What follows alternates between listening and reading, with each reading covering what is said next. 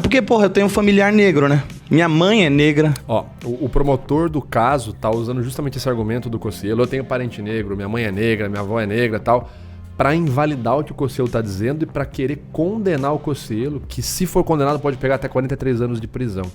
Esse argumento que ele utilizou é um argumento válido? Existe um argumento melhor que esse? Como que ele poderia se defender? O que esse argumento significa? Será que ele se arrependeu mesmo do que fez? Enfim, vamos entender muito sobre esse caso, fazendo uma análise retórica e uma análise não verbal, mas você vai precisar ficar comigo até o fim do vídeo. Fala aí pessoal, beleza? Aqui quem fala é o Vitor Santos, eu sou especialista em comportamento e comunicação não verbal e você está no canal Metaforando, o maior canal de linguagem corporal do mundo. E hoje nós vamos falar aqui então do caso Cossielo, onde ele está sendo acusado, tá certo, de cometer o crime de racismo por parte ali do Ministério Público Federal. Ele será julgado em breve e, conforme notícias recentes, se condenado, ele pode chegar ali até o que está pedindo o Ministério Público, cerca de 43 anos de cadeia, ou, se eu não me engano, uma multa acima de 7 milhões de reais, tá certo? Então a gente vai comentar aqui sobre o caso do Cossielo. Para já deixar claro de início, pessoal, eu não tenho nada contra o Cossielo, muito pelo contrário, tá certo? Eu enxergo nele, eu converso com ele no privado, eu vejo ele como uma pessoa muito legal, muito bacana. Eu considero ele um amigo que eu acabei fazendo aí no YouTube. Das muitas pessoas que eu conheci, ele é uma das poucas que é, de fato, a mesma pessoa dentro do canal dele, do YouTube, e fora do canal, na vida pessoal, se comporta do mesmo jeito. Uma pessoa honesta, que se importa muito com os amigos, né? Não à toa ele sempre pôde ajudar, sempre que pôde ajudou o Igão, o Mítico, né? Que são aí duas figuras que estão estouradas hoje com podcasts como o Podpah. Então uma figura, o Júlio Cossielo, na qual eu, nas experiências que tive pessoalmente com ele, enxergo um caráter ali muito positivo. Agora, não é por conta disso, tá certo? Pelo caráter que eu vejo no Cossielo de positivo, que ele não possa vir a ser aí condenado, enfim, a questão jurídica que ele está envolvido que não possa ser prejudicial para ele. Eu tô falando da figura dele e não falando que eu concordo com qualquer coisa que ele tenha feito, enfim. Tá certo? Sempre bom deixar claro. Então vamos à nossa análise. Lembrando que eu já fiz uma análise do caso lá na época, se eu não me engano, em 2018, quando a situação toda veio à tona, tá certo? Essa análise tá aqui no canal, vocês podem estar assistindo ela também. E hoje nós vamos analisar onde recentemente, se eu não me engano, 2022, o Cossielo foi entrevistado ali pelo Rafinha Bastos e falou sobre essa piada do Mbappé que ele fez, que gerou todo esse bafafá, onde as pessoas foram ali pesquisar e foram atrás também, o Ministério Público, de processá-lo. E é isso que a gente vai ver agora, né? Júlio Cossielo, então, falando, dando a sua versão sobre os fatos, como é um caso muito delicado, envolve um grupo que é muito sofrido e, obviamente, eu não faço parte desse grupo, né? Então eu quero ter o máximo de cuidado para falar, porque eu, obviamente, nunca sofri racismo, então eu quero ter muito cuidado ao tratar desse caso e peço para que você que está vendo o vídeo também tenha muito cuidado, muito respeito, tá certo? Quando for comentar aqui sobre esse vídeo. Dito isso, vamos lá. Rolou a treta, foi uma dor de cabeça, racista, não sei o que e tal. Então, e é foda, nunca falei sobre isso mesmo, mas é Interessante. Racista, não sei o que e tal. Então, aqui já é de início. Interessante, né? O quanto que o Júlio Cossielo já começa, na hora que ele vai falar sobre a situação, primeiro momento que a gente vê que ele vai falar da situação, a gente já consegue observar aqui no canto dos lábios. Ele esticando os cantos dos lábios lateralmente, tá certo? Formando até mesmo um enrugamento aqui adjacente aos cantos dos lábios, com os olhos levemente arregalados, né? Então, só tem uma microexpressão de medo, que faz todo sentido, já que é a primeira vez que ele vai falar abertamente, com mais detalhes, sobre o caso, né? Como ele mesmo tá deixando claro pra gente aí. Então, e é foda, nunca falei sobre isso mesmo, mas é que, tipo, quando deu a merda, eu até falei, vou me pronunciar, porque quem tá lá criticando são... A hora que ele fala quem tá lá criticando, a gente vê um micro shrug, né? Uma pontada no lateral no braço e uma microexpressão de desprezo. Quando deu a merda, eu até falei, vou me pronunciar, porque quem tá lá... Aqui, ó, a gente vê a simetria facial, né? Um dos cantos dos lábios está mais elevado que o outro, né? Ele tá fazendo ali, no caso, uma microexpressão de desprezo, tá certo? E o desprezo está associado justamente à desaprovação. Provavelmente, nesse caso, direcionado às pessoas que estão criticando ele. As pessoas que criticavam ele na época, como ele vai falar agora. A pessoa que não conhece meu trabalho, etc e tal. Tá lá criticando, são pessoas que nem acompanham meu trabalho. Divulgaram ali como uma pessoa X, pessoas que não sabem das piadas que eu faço, vieram me criticar. E, tipo assim... Interessante perceber o quanto que ele para falar, respira, faz ali algumas microexpressões de medo, inspira fundo, né? Puxa bastante ar, né? Vendo como ele tá bem cauteloso para falar sobre isso. Vamos lá. A piada em si que deu a merda, que é a do jogador, é o que menos deu problema. São as antigas que gerou o processo. Que o processo tá rolando até hoje. Isso aqui é curioso, né, pessoal? Vocês devem estar vendo aí na tela agora, aparecendo as piadas antigas que o Cossielo tá falando, né? A piada que ele fez foi acho que em 2018. Na época ele já tinha mais de 20 anos de idade, enfim. Mas as piadas que deram problema, as piadas segundo ele, né? São essas que estão aparecendo aí em print na tela, enfim. De 2013, 2014, tem até piada de 2010, 2011, enfim. E ele vai deixar claro pra gente aqui durante a entrevista que isso foi antes dele ser um canal, uma figura famosa. Então essa é uma dos argumentos que ele vai utilizar ali, né? Olha, eu não era um famoso, então eu também não tinha muito cuidado com as coisas que eu falava publicamente, né? Então esse é um argumento que ele vai trazer pra gente daqui a pouco. Vamos seguir aqui. Então são aquelas piadinhas de 2013 pra trás. Quando você tinha quantos anos? 17, 16? Tem piadas que era da época que eu tinha 17, tem umas que é de 20. Um outro argumento que, assim, o Cossielo não fala sobre tudo que a justiça, a defesa dele está fazendo ali no processo, e também faz muito bem não falar, obviamente. Mas uma das estratégias que eles podem apelar é justamente dizer que, como o Cossielo era menor de idade, tinha 16, 17 anos e algumas piadas, eles podem alegar que ele não tinha, ainda não era dotado da total formação da estrutura cerebral dele, né? De que regiões importantes do cérebro, por exemplo, que são utilizadas no processo de entendimento de justiça, de ética, de certo e errado, da moral, elas não estariam formadas ainda com a idade dele, entre 16 anos de idade, ali 17, que é muito do que se utiliza quando vai se fazer uma defesa para não ter a redução da maioridade penal, né? Olha, você não deve reduzir a maioridade penal, né? Um menino com 16, 17 anos que vai lá, rouba alguém, dá um tiro em alguém, esfaqueia uma pessoa. Olha, ele não tinha a estrutura cerebral formada por completo, então as partes cerebrais ali, que estariam associadas ao processamento da justiça, da ética, da moral, não estariam 100% formadas, então não tem como julgar ele, porque ele não tinha um aparelho cérebro por completo. Então, como ele não estava completo, ele não poderia ter atos perfeitos, né? Os atos dele poderiam ser imperfeitos porque o aparelho que julga o que ele tem que fazer não está completo. Esse é um argumento que usam várias vezes quando as pessoas vão defender o porquê que o menor de idade, mesmo quando dá um tiro, uma facada, não deve ser julgado como maior de idade. Então eu acho, né, pode ser que a defesa do Cossielo esteja utilizando desse tipo de narrativa, não, desse tipo de estratégia, né? Quando for fazer ali a argumentação, olha, o Cossielo tinha 16, 17 anos e aí ele não era dotado plenamente das faculdades mentais e do aparelho, da estrutura cérebro formada por completo, para que ele tivesse ciência daquilo que ele estava comentando no Twitter na época, da responsabilidade, da justiça, da ética, ou da falta de ética ou da imoralidade dos comentários dele. Pode ser que a parte aí do Cossielo utilize esse tipo de argumento, né? Eu não sei, ele não falou sobre isso. E também não faz nem sentido ele falar, ele vir aqui trazer a público tudo que a defesa dele está falando, né? Isso aí tem que ser respondido em justiça. Mas assim, são nitidamente piadas de MSN. Uhum. Lembra na MSN? Tinha aquele negócio, Loquendo. Então vamos lá. Aqui ele fala pra gente assim, então são nitidamente aquilo que ele falava no Twitter, né? Que são as postagens que foram ali utilizadas no processo do Ministério Público. Ele classifica elas, né? Ele dá uma taxação a elas como sendo ali piadas de MSN. Então essa é uma estratégia retórica muito comum. Você cola um sentido ou um significado na sua frase, ou para invalidá-la ou para descredibilizá-la. A gente já falou sobre isso, né? É semelhante ao estratagema número 32, no livro As 38 Estratégias para Vencer Qualquer Debate, baseado na obra de Schopenhauer. Então, o que consiste essa estratégia retórica, né? Que ele falou, né? Tudo piada de WhatsApp. Vamos lá. As que era da época que eu tinha 17, tem umas que é de 20, mas assim, são nitidamente piadas de MSN. Uhum. Lembra, né? Piadas de WhatsApp, não, perdão, piadas de MSN. MSN, para quem não se lembra, era o Windows Live, né? O Messenger. Mas então ele taxa aquilo que ele falou, né? Como tendo um selo. O selo é piadas de MSN.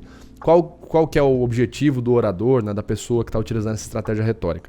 É que ao você entender que aquilo lá que está sendo falado tem um selo, né? Uma taxa, tem um selo, é taxado como uma etiqueta, você automaticamente olhe para aquilo lá e veja o valor da etiqueta e não o valor da coisa em si. Então, eu não vou olhar o que o Cossielo disse. É mais ou menos essa a estratégia, né? Lembrando que a estratégia retórica, o Cossielo pensou, estrategou isso. Não, isso é uma estratégia que muitas vezes é feita de maneira inconsciente, tá certo? Como o próprio Schopenhauer fala na obra dele. A gente tenta convencer as pessoas e as estratégias saem de forma inconsciente, mas não significa que porque é inconsciente a gente não consiga estudar e ver como é que foi feito. Mas então, o intuito muitas vezes dessa estratégia é: eu vou colar esse significado para que a pessoa veja o que eu colei, ali o selo que eu colei, e não entre no mérito de avaliar o que eu falei. Então, por exemplo, ele pode ter pensado algo como: putz, tem uma das piadas lá que eu falo um negócio muito pesado sobre negros. Já sei, eu vou classificar tudo aquilo que eu falei como sendo piadas de MSN, aí perde totalmente o valor, né? Deixa eu ver o que o Cossielo falou, se ele falou, não, mas não vai ver por quê, é tudo piada de MSN, você não precisa nem entrar no mérito de ver. Então é mais ou menos isso, você já descredibiliza ou invalida ou remove o peso daquilo, no intuito de que a pessoa não entre nem no mérito de examinar minuciosamente aquilo que foi falado, mas que ao se deparar com esse selo que você colou na coisa, isso aí basta, sabe? Isso baste para a pessoa olhar e falar, bom, então se é piada de MSN eu não vou nem ver o que ele falou, porque já tá aí respondido, é tudo piada de MSN, não quero nem saber o que é que foi falado. Essa pode ser uma estratégia aí retórica. Na MSN tinha aquele negócio, Loquendo, qual a diferença? Ficava uma voz do Google falando... E era isso que eu fazia. Era isso que eu fazia. E postava lá. E meu canal começou a crescer em 2015. Então, meio que atrás disso... Essa é uma informação interessante. Vamos... E meu canal começou a crescer em 2015. Então, meio que atrás disso, eu não tinha noção, não tinha responsa, não... Sabe? Então, ele tá falando ali pra gente que muitos dos tweets que foram pegos e utilizados no processo são anteriores a 2015, né? Tem tweets ali problemáticos de 2013, 2014, tem tweets problemáticos de 2011, 2010. E aí ele vai utilizar esse argumento, olha, mas o meu canal é de 2015. Então, como se ele estivesse dizendo, até determinada época, eu não tinha essa preocupação de famoso, né? De ser uma figura famosa.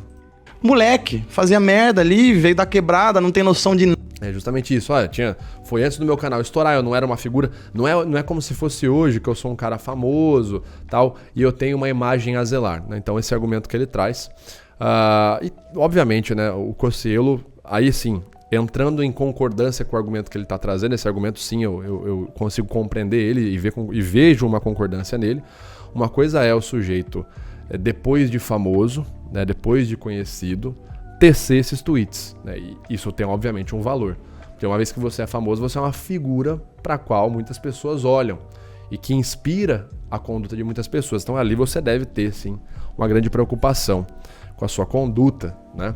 Vídeo caso Choquei, mais de 20 milhões de seguidores, sem preocupação nenhuma com a conduta, inspiraram ali, criando uma notícia falsa, inspiraram várias pessoas a ir lá atacar virtualmente a menina Jéssica Vitória e culminou obviamente na menina tirando a morte. Então, depois que você tem um grande número de pessoas que te seguem, você passa a ser uma figura pública, uma figura de inspiração, você tem que ter um cuidado totalmente diferente do que uma figura não pública, né?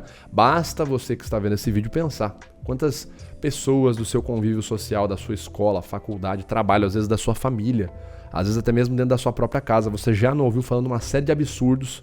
E lembrando, as pessoas falam isso e está errado, tá? Falar uma série de absurdos que está errado, que é algo errado de ser falado. Mas quantas vezes você já não ouviu, entendeu? Imagine então essas pessoas, se as pessoas fossem famosas, né? Como que elas seriam? Tem pessoas que falam assim, se meu pai, se meu tio fosse famoso, ele seria cancelado pelo tanto de coisa errada que fala.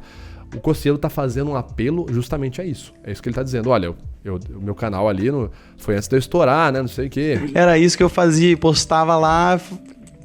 E meu canal começou a crescer em 2015. Então, meio que atrás disso, eu não tinha noção, não tinha responsa, não, sabe? Moleque, fazia merda ali. Justamente, era um moleque falando, né? Agora...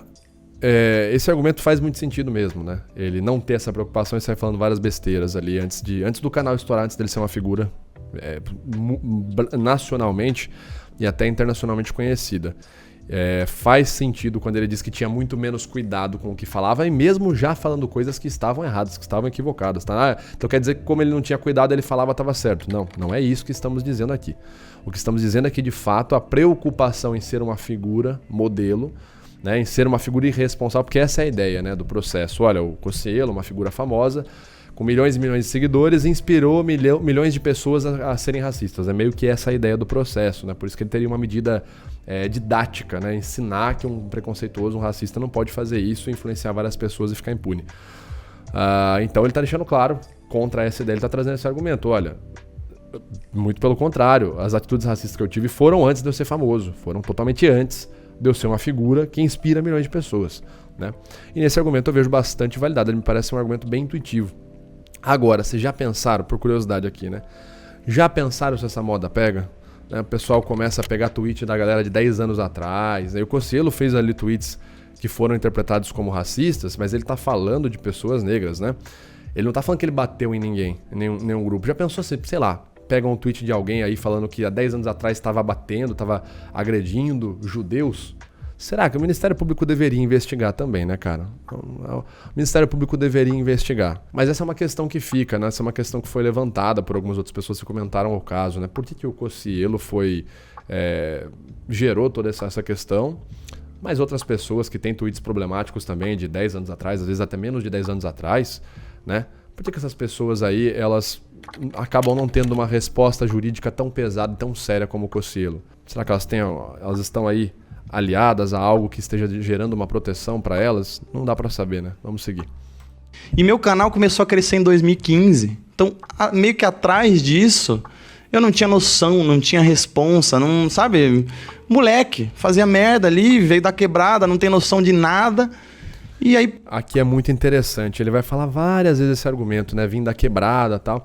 Percebam como ele está construindo o ethos dele, tá certo, pessoal? O pessoal que é aluno nosso do Retórica da Autoridade já entende quando a gente fala sobre a construção do ethos, o quanto que a construção do ethos é importante para você persuadir, convencer as pessoas de que aquilo que você está falando é verdade, tá certo? E para quem quiser aprender gratuitamente sobre os pilares da retórica, como desenvolver um estilo de persuasão e manipulação que seja saudável, tá? Manipulação positiva, é só participar do nosso evento online gratuito, 3 aulas aí, que vão rolar agora em janeiro, tá certo? Basta clicar aqui no link, no primeiro link na descrição desse vídeo e já se inscrever para destravar o seu ingresso gratuito. Vamos lá, vamos seguir com o Cossielo aí falando que veio da quebrada, tal, alimentando ali o ethos dele, né? A figura dele, o ethos é a figura do orador, né? Como sendo um orador com um caráter idôneo, né? Não fiz por mal, na verdade era da quebrada, não é que eu fui malvado, é que eu não tinha instrução, porque eu fui pobre, etc. Isto é a realidade, tá? Ele tá falando, o que ele tá falando aqui é verdade, ele não tá inventando dados, ele veio da quebrada, só que além disso ele está construindo o ethos dele na fala. E que atrás disso... Eu não tinha noção, não tinha responsa, não, sabe? Moleque, fazia merda ali, veio da quebrada, não tem noção de nada. E aí pegaram essas piadas de trás e são elas que estão me fudendo. Uhum. A outra nem passou batido, sabe? E veja como esse ethos é construído, porque ele vai trazer relatos realmente da quebrada dele, pessoal da quebrada que ele cresceu, vindo falar que estava apoiando ele. Vamos lá, vamos ver. Agora, realmente, existe uma distância muito grande entre você brincar com o tema, até porque provavelmente eu tenho certeza que deve ter muito negro chegado pra você falando assim, mano... Mas isso que me motivou, eu cheguei a ficar pra baixo, sabe? Tentando entender, que tá acontecendo, não sei o quê. Saindo na rua, primeiro dia, fui jogar bola... Um amigo meu falou, puta que pariu, vamos tirar uma selfie. É nóis, cara, né? Erga a cabeça, mano. Você veio de baixo, você veio da quebrada, veio da periferia. Todo mundo fala coisas igual você falou ali e as coisas com o tempo vão melhorando. Então, mano, vai pra cima, não se abala, não. E foi... Isso daqui, esse tipo de elemento que ele traz na retórica dele, ele é muito útil, tá certo? Então, o que ele tá fazendo? Ele tá trazendo pra gente um testemunho, né? Um testemunhal a favor da figura dele. Isso o pessoal vai chamar ali em marketing digital de prova social, né? Mais uma pessoa muito mais gabaritada para falar pra gente sobre isso é Aristóteles, né? Aristóteles vai falar que uma das coisas que você pode utilizar é uma prova de convenção, uma prova de persuasão. E nesse caso a prova é um exemplo, ou seja, uma indução. O exemplo é um tipo de indução, segundo Aristóteles. Então, eu estou gerando em você, por meio de um exemplo, a indução de um pensamento, que você caminhe no mesmo sentido do meu pensamento. Eu vou lá e te conto um relato, olha o que falaram sobre mim. Um amigo meu, da quebrada, provavelmente um amigo meu também era negro, veio e falou, olha, você tá certo, tô com você, muita gente fala isso que você falou no dia a dia, só que como você é famoso, deu ruim, etc. O que eu estou dizendo? Eu estou trazendo esse testemunhal e é como se eu botasse ali na na figura do meu ethos, né, que é a minha credibilidade de orador, eu colocasse ali uma medalha de ouro. Eu falo, olha, eu tenho esse selo, né, o selo de uma pessoa que não sou eu, atestando positivamente a favor da minha reputação, da minha imagem, né, dizendo que eu vim da quebrada. Então, quando o Cossielo traz esse relato, e esse relato, curiosamente, quando eu conheci no Júlio Cossielo, quando a gente gravou a primeira vez, só em 2021, ele me contou isso, não tava gravando, não tava em câmera, não tava com microfone, nada. Numa conversa ali de bastidores, ele virou e falou a mesma coisa que ele falou aí pro Rafinha. Cara, olha, fui lá na minha quebrada, saí lá, meus amigos, meus colegas, meus conhecidos que eram negros ali vieram e falaram, meu, fica tranquilo, tamo contigo, tu veio daqui, cabeça pra cima e tal. Então ele me contou isso lá, não é um negócio que ele falou apenas em um podcast pra ganhar view, pra ganhar like, né, como ele tá falando agora. Isso eu ouvi, eu ouvi isso da boca do Cossielo nos bastidores, numa conversa de boteco, assim, sabe? Não tinha câmera nenhuma gravando. O que nos leva, né, a crer, né, o que é muito, pelo menos muito intuitivo pra mim, que existe um grande potencial de verdade nisso que ele tá falando, né? Porque provavelmente, se ele apenas comentasse sobre isso publicamente em podcast, poderia se pensar que é um recurso narrativo para ele ter uma imagem mais benéfica. Agora, quando ele conta um negócio pra mim nos bastidores, há anos atrás, e hoje ele fala a mesma coisa no podcast, você vê que essas informações elas se complementam, é muito provável que seja verdade, exatamente, da forma que ele está contando. Então isso sim é um argumento muito forte, né? Dizer que um amigo veio e falou sobre você contar uma história, você trazer um storytelling, né? Olha, o cara virou para mim e falou, você veio da quebrada, olha como ele constrói, ele desenha esse momento que ele conversou com o amigo dele, ele desenha na narrativa pra gente. Ó. Você veio da quebrada, veio da periferia. Todo mundo fala coisas igual você falou ali e as coisas com o tempo vão melhorando. Então, mano, vai pra cima, não se abala não. E foi o que... Exatamente. Quando você traz o storytelling na sua narrativa, isso gera muito mais potência, né? Isso gera muito mais persuasão. E lembrando, pessoal, né? O Júlio Cossielo tá tentando persuadir a gente? Sim, ele tá. Porque ele tá sendo julgado majoritariamente no tribunal da internet. Ele vai comentar daqui a pouco ali que o processo de fato, o processo juridicamente dizendo, ele corre há um tempo já na justiça, desde 2018. E esse processo, ele consegue tocar a vida dele relativamente bem. Mas quem julga-o, né, quem sentencia-o, é o tribunal da internet. Por isso que ele tá vindo aqui fazer toda essa defesa da própria imagem, porque ele precisa da imagem para trabalhar, para ganhar o sustento, para pagar a vida dele, da família dele, dos filhos, né, enfim. Então, o Júlio tá tentando convencer a gente, então ele é malvado. Claro que não. Não existe essa relação. Se fosse verdade, ele não ia estar tentando ser persuasivo. Claro que não. Mesmo a informação, se for verdadeira, ela ainda assim precisa ser articulada e precisa gerar convencimento. Porque a injustiça e a mentira podem convencer o público, tá certo? Podem convencer. Se for um orador que tiver uma boa lábia, não é? A gente vê tantos na internet aí, que vende uma pá de besteira aí. O cara tá vendendo um produto desonesto, é mentira, só que o cara tá fazendo uma grana. Então, mesmo se a verdade e a justiça não forem bem articuladas, elas vão perder pra injustiça se o cara tiver uma boa lábia. Então, não façam essa associação. Não é porque o Júlio Cossielo tá tentando convencer o público que ele tem alguma coisa, se fosse verdade, ele tá tentando convencer. Isso não existe, tá, pessoal? Vamos lá. Que começou a me animar de volta, sabe? Então você realmente se sentiu malzão mesmo? Porque, porra, eu tenho um familiar negro, né? Minha mãe é negra. Minha avó é negra. Ela se chateou? Minha preocupação era essa. Esse é um argumento que eu vi muita gente na internet zombando, né? Pô, Júlio, é difícil de defender e tal. Você vai lá e mete essa, minha avó é negra, minha mãe... Ele falou isso também no inquérito, né? Quando foi ali interrogado. Tenho familiares, parentes afrodescendentes e tal. E o pessoal na internet tava zombando desse tipo de argumento. E de fato, né? Esse argumento, ele logicamente dizendo... Ele não é um dos melhores argumentos, né? Porque você está clamando... É um tipo de argumento, né? Uma estratégia de argumento de autoridade. Eu estou clamando uma autoridade... por algum aspecto que seja pessoal a mim, né? Então, acredite no que eu estou falando. Por quê? Porque eu tenho um amigo tal, amigo Y, amigo X. Poderia ser visto como um tipo de argumento, um ad populum, né? Ao povo. Então, eu clamo fazer parte de um grupo específico de pessoas, ou ser amigo de um tipo de um grupo específico. Ou eu uso a imagem, evoco na minha fala, a imagem de um grupo específico de pessoas para validar aquilo que eu estou dizendo. Olha, eu não sou racista. Por quê? Porque meus familiares que são negros, minha mãe, meu pai, enfim, meus familiares que são negros disseram que eu não sou racista. Então eu estou ali fazendo um argumento ad populum. Ele necessariamente por si só não dá para dizer que é um argumento válido, ou melhor dizendo, que ele é irrefutável, porque não é. Tem exemplos aí na história de casos onde a pessoa, ela fazia parte de um grupo e ela própria agiu contra aquele grupo, né? A pessoa, simples fato da pessoa ter parentes familiares negros, não isenta ela de poder cometer algum ato racista, não é? Mas é isso, esse argumento ele não é muito forte, ele é um argumento um pouco mais desesperado, na minha opinião, tentando gerar um convencimento mais desesperado. Só que, enfim, o Cossielo utilizou ele aí. Minha preocupação era chatear família e principalmente a quebrada lá onde eu cresci. Só que todo mundo ali apoiou muito, falou, não, mano, a gente entende, dá tudo certo e é isso, sabe? E aí sim, falar que tem familiar negro não é um argumento pra internet. Vamos lá. Falar que tem familiar negro não é um argumento irrefutável. Aí fazendo aqui uma correção ao Cossielo, né? Porque ele tá querendo mostrar a idoneidade dele, né? Ele tá querendo mostrar que, olha, não tem nada de errado, etc e tal. Então essa é uma estratégia muito comum quando a pessoa não sabe utilizar a retórica a favor dela, né? Então ele não é um argumento irrefutável. Aristóteles vai falar pra gente, no seu tratado sobre a retórica, no livro 1, inclusive, né? No tomo 1 da retórica, que existem os sinais, né?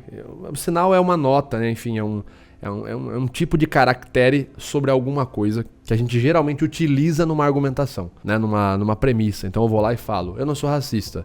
Por quê? Porque eu tenho uma tia negra, um tio negro e familiares negros. Então, esses são os sinais, né? Ó, são os caracteres. Então, eu estou utilizando caracteres de familiares negros na minha argumentação para que você veja isso e valide o que eu falei como verdadeiro. Só que os sinais, eles podem ser ou não irrefutáveis, né? Quando a gente tem um sinal que ele é irrefutável, o Aristóteles vai chamar isso de tecmérion, né? Que é algo que, de fato, é irrefutável. Só que você ter familiar negro não impede você de cometer um ato racista. Então, isso é um sinal muito fácil de ser refutado, né? Então, aqui corrigindo o Cossielo, quando ele fala não é um argumento bom para a internet, aqui não é um argumento bom de fato, sabe? Não é um bom argumento. Ele possui uma abertura muito grande. Basta alguém pegar algum caso de exemplo aí na internet, de qualquer pessoa que fazia parte de um grupo e essa pessoa atentou contra o próprio grupo, né? Você tem inúmeros casos aí na história de guerras, né? A pessoa era parte de uma pátria, de uma nação, e ela mesma atentou contra a própria nação, contra o próprio grupo, né? Pelo amor de Deus, você tem a história de Caim e Abel. É a mesma coisa, ele é meu irmão. Ele é filho da minha mãe, ele é filho do meu pai, logo eu não matei ele. Pô, Caim e Abel, né? Primeiro homicídio da história. É um irmão matando o outro. Então, o simples fato de você ter ali uma representatividade daquele grupo, de você, de certa forma, fazer parte daquele grupo, eu faço parte da família do Adão. Ele é meu pai, ela é minha mãe, ele é meu irmão, logo eu não matei ele. Tá vendo como isso é falho? Isso não te impossibilita de agir contra essas pessoas que você clama ter uma certa associação com esse grupo. A internet, se você falar isso, mas pra justiça é um puto argumento, sabe? Então, toda vez que também eu tenho que me posicionar, toda vez não, eu nunca me posicionei por conta disso. Eu tenho que ter cuidado pra não falar uma coisa e ser relinchado. Relinchado parece um cavalo, né? E também tem que tomar cuidado. Relinchado, mano. Relinchado foi foda. Tomar cuidado pra não ser relinchado. Ai, caraca, bicho. Bom, pessoal, terminamos com o Cossielo aí relinchando. Essa foi a análise argumentativa, né? Análise reflexiva e análise dos comportamentos não verbais aí do Cossielo, pessoal. Tá sendo julgado ainda, pode ser que seja condenado, né? Acho pouco provável, mas eu quero saber a sua opinião. Você que tá vendo esse vídeo, você acha que o Cossielo vai ser relinchado mesmo, que ele vai ser condenado? Qual é a sua opinião sobre os comentários dele, sobre a forma que ele se defendeu? Deixa aí pra gente, quero saber o que você pensa sobre o assunto. Não deixe de se inscrever no canal caso ainda não seja inscrito, curtir e compartilhar muito esse vídeo, tá certo? Grande abraço, ficamos por aqui, até a próxima.